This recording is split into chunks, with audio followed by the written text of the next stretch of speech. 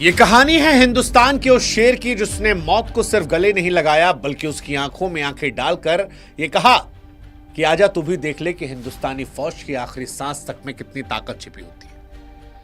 ये कहानी है मेजर मोहित शर्मा की, उस पागल कमांडो की जो कश्मीर गया, आतंकी। नमस्कार दोस्तों, चलिए देखते हैं आज धुरंधर फिल्म की एक पूरी कहानी। धुरंधर फिल्म का कहानी कैसा है देखते हैं, जो कि तहलका मचा दिया है बॉक्स ऑफिस कलेक्शन में। पाकिस्तान को भी हिला दिया इस मूवी ने। देखते हैं पिक्चर की पूरी कहानी।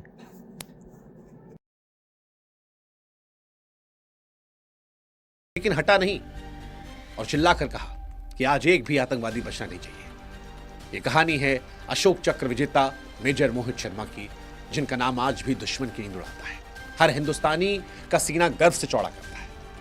यह कहानी आज इसलिए सुना रहे हैं क्योंकि जब से धुरंधर पिक्चर का ट्रेलर आया है, सारी दुनिया जो है वो पागल हो गई। अरे रणवीर सिंह कैसा दिख रहा है, अर्जुन रामपाल कैसा दिख रहा है, फलनवा कैसा दिख रहा है, धमकवा कैसा दिख रहा है। हमें नहीं पता कि फिल्म में ये क्या दिखाएंगे, लेकिन आज जो हम आपको बताने वाले हैं वो आपको जानना चाहिए। इस पिक्चर में रणवीर सिंह जो इतने खतरनाक फौजी लग रहे हैं, जिनको लेकर लोग ये पूछ रहे हैं कि भाई साहब कोई असल में ऐसा शेर था भी, तो आज हम आपको बताने वाले हैं कि ये रणवीर सिंह इसी मेजर मोहित शर्मा का किरदार निभा रहे हैं। उस मोहित शर्मा का जो फिल्म में दिखाए गए रणवीर सिंह से कई हजार गुना खौफनाक सच्चा था, और इसीलिए रील की दुनिया से आगे बढ़कर आज आपके सामने रियल वाली कहानी, वो कहानी जो सुनते हुए रोंगटे खड़े हो जाएंगे, दिल जोर से धड़केगा, आंखें अपने आप नम हो जाएंगी। गाजियाबाद का एक लड़का, साधारण सा लड़का, नाम मोहित शर्मा, साल 1995 में 12वीं पास करता है। घर वाले सोच रहे थे कि इंजीनियर बनेगा, कॉलेज में एडमिशन करवाया, लेकिन मोहित के खून में कुछ और था, वर्दी का जुनून था। उसने चुपके से एनडीए का फॉर्म भरा, एग्जाम दिया, रिजल्ट आने से पहले ही कॉलेज ज्वाइन कर लिया ताकि घर वाले शक न करें। फिर जब रिजल्ट आया तो माँ बाप ने छिपा दिया, कहा इंजीनियरिंग करो, फौज में क्या रखा है। लेकिन मोहित को बेचैनी सता रही थी। सीधा यूपीएससी के दफ्तर फोन घुमाया और पूछा कि मेरा रिजल्ट बता दो। जवाब आया कि आप पास से, इंटरव्यू बाकी है। बस फिर क्या था, बिना किसी को बताए वो भोपाल पहुंच गया, इंटरव्यू दिया, पास हो गया। अब दिल्ली में मेडिकल, घर आया तो सब बता दिया। पहले तो माँ बाप नाराज हुए, फिर बेटे की आंखों में वो पागलपन को देखकर मान गए। हालांकि यहां पर एक रुकावट थी। मोहित का वजन जो था वो 6 किलो कम था और समय से 4 हफ्ता बचा था। मां ने भी कमाल किया, रोज दूध, केले, प्रोटीन से लबालब खाना खिलाया। मोहित जिम में पसीना बहाता रहा और कुछ ही हफ्तों में उसका वजन बढ़ गया, मेडिकल पास हो गया। भारतीय सेना को यहां पर वो शेर मिला जो आने वाले सालों में दुश्मनों की रातें काली करने वाला था। एनडीए में मोहित ने मुक्केबाजी, घुड़सवारी, तैराकी, हर चीज सीखी।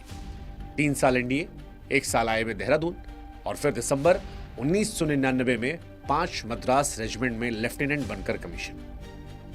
शुरुआती 2 साल जो थे वो मोहित के आम फौजी की तरह गुजरे, लेकिन फिर 13 दिसंबर साल 2001 में सब कुछ बदल गया। संसद पर हमला हुआ था, जवाब में ऑपरेशन पराक्रम। मोहित की यूनिट कश्मीर में पुंछ राजौरी सेक्टर में पैरा स्पेशल फोर्सेस के साथ आतंकियों पर कहर बरपाया गया। यहां पर मोहित पैरा कमांडोज की बहादुरी को देखकर पागल हो गया। उसने अप्लाई किया, पहली बार में रिजेक्ट हो गया, लेकिन हार नहीं मानी। 2003 में उसने दूसरी कोशिश की और पास हो गया। शेर को जंगल मिल गया और फिर पोस्टिंग मिल गई, और यहीं पर उसे मिली जिंदगी के साथी कैप्टन रिश्मा सरीन। दोनों को प्यार हुआ, शादी की बात चल रही थी। तभी साल 2004 में कश्मीर का बुलावा आ गया। उस वक्त घाटी में हिजबुल मुजाहिदीन का आतंक चरम पर था।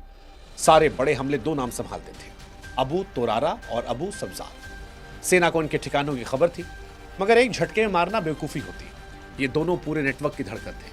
फैसला हुआ कि कोई इंसान फौज का अंडर कवर बनकर जाएगा, दोस्त बनकर जाएगा, सारी जानकारियां निकालेगा और फिर वार करेगा।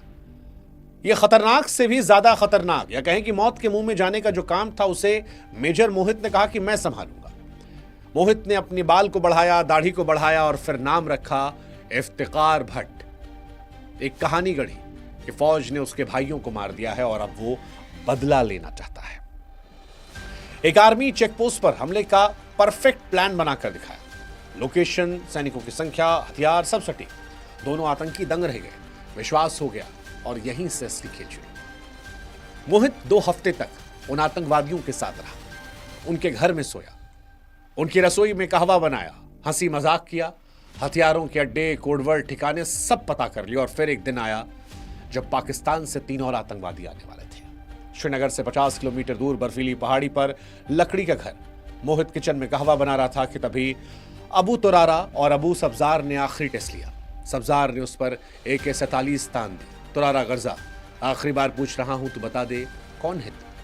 मोहित ने ट्रे नीचे रखी, शांति से बोला, भाईजान मैंने तो आपको सब बता दिया है, अगर आपको शक है तो आप गोली मार दो। दोनों एक दूसरे को देखते। सब्जार ने बंदूक नीचे रख दी, कहवा पीने को बढ़ा और जैसे ही उनकी पीठ मोहित की तरफ हुई, मोहित ने शॉल हटाया, पिस्तौल निकाली, लोड किया और क्लिक की आवाज पर जब दोनों मुड़े तब तक 2 गोलियां दोनों की छाती को चीर चुकी थी।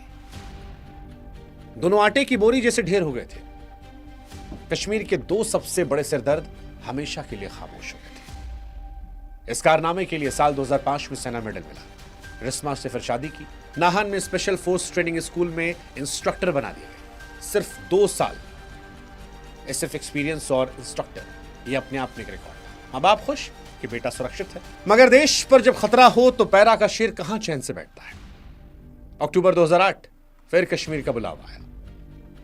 मार्च 2009 में कश्मीर में बर्फ पिघल रही थी। 20 मार्च की दोपहर कुपवाड़ा बेस खबर आई कि हफरुदा जंगल में आतंकी घुसे हैं। मेजर मोहित को 25 कमांडोज के साथ ऑर्डर मिला।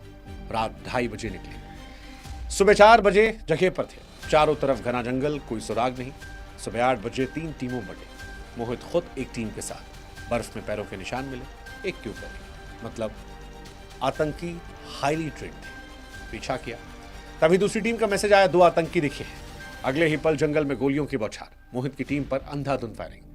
पहला कमांडो नेत्र सिंह शहीद हुए। सब कवर में आतंकी ऊंचाई पर बेहतर पोजीशन पर थे। मोहित ने 2 जवानों को प्लान करने भेजा। भारी फायर, पीछे हटना पड़ा। मोहित समझ गए आतंकी जो हैं वो ज्यादा प्रिपेयर्ड है। रेडियो पर ऑर्डर आया कि राकेश चोटी पर चढ़ो, ऊपर से बरसाओ। हवलदार राकेश चढ़े। गोली जांग पर लगी, टांग फट गई। कॉम्बैट पट्टा बांधा, लड़खड़ाते हुए एक हाथ से फायरिंग जारी। इसके बाद मोहित ने जवानों को पीछे भेजा और खुद कवर फायर दिया। उनके साथी कहने लगे कि सर, मोहित बोले नहीं आप जाओ, मैं आता हूं। बात खत्म होते होते गोली बाह पर लगी, खून बहा, पट्टा बांधा, फायरिंग जारी थी। ज्यादातर जवान कवर में पहुंचे तो फिर एक और ऑर्डर आया। तब तक गोली फिर लगी थी कोहनी पर। आतंकी खुश थे, लेकिन इसके बाद मोहित ने खुद MGL उठाया और 1, 2, 3 नहीं बल्कि 6 ग्रेनेड से 4 आतंकवादियों को ढेर कर दिया। फायरिंग रुकी, मोहित कवर की तरफ दौड़े। तभी एक सन्नाटा चीरती गोली साइड से, जो उनकी जैकेट कमजोर थी, वहां पर आ गई। गोली आर पार गई। मोहित लड़खड़ाए, गिर पड़े। हालांकि मोहित ने अपने साथियों से कहा कि मैं ठीक हूं, तुम फायर करो। आज इनमें से एक भी आतंकवादी बचकर जाना नहीं चाहिए। खून से लथपथ पेड़ से टेक लाकर खड़े रहे। शाम 4 बजे तक निकाले गए। काफी खून बह चुका था। श्रीनगर बेस हॉस्पिटल रहे। पूरी रात ऑपरेशन चला, लेकिन सुबह 31 साल की उम्र में वो शेर अमर हो गया था। 5 दिन में जंगल साफ हो गया था। सभी आतंकवादी मार दिए गए थे। बाद में पता चला कि एक के पास हाई जूम स्नाइपर थी, इसलिए कवर से हटते ही गोली लग रही थी।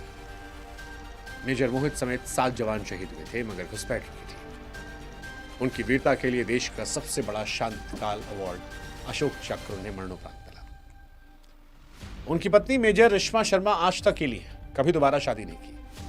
गाजियाबाद मेट्रो स्टेशन से लेकर सड़कें, स्टेडियम उनके नाम है, मगर सबसे बड़ा स्मारक तो हर हिंदुस्तानी का दिल है, जहां पर आज भी वो जिंदा है।